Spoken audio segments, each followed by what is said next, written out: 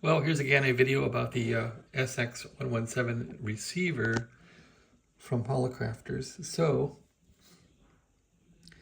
I was finally able to repair this 50.75 IF can that I took apart.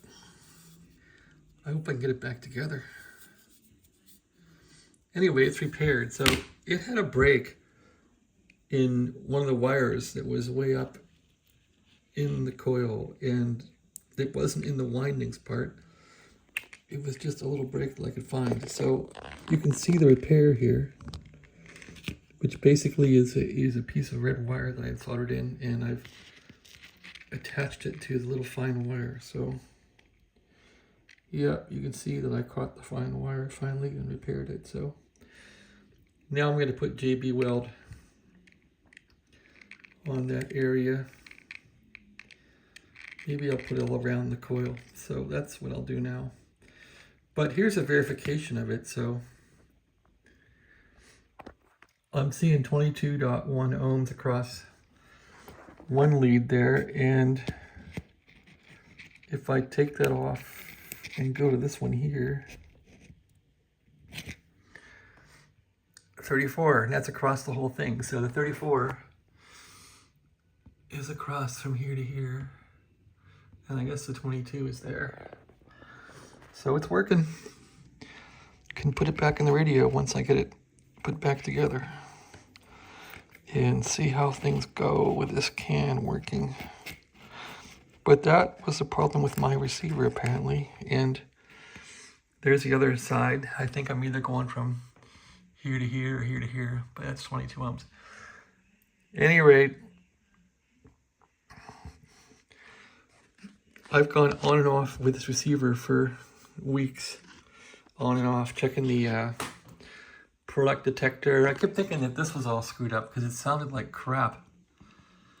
But basically, I got the scope out today, and I had good RF, good 50.75 here, and I had it even right there, but nothing coming out of this thing, so not much. So in one of my previous videos, I jumped it from here to here, and the receiver fired up. So then I knew this can was funky monkey. So anyway, the can might be fixed now. We'll see. I've spent probably a day going through this detector, checking everything, all checked out, and checking out the audio amplifier, which also checked out. So yeah, once I jumped out this this can here, I jumped it out, I got good audio, and it verified that this works perfectly.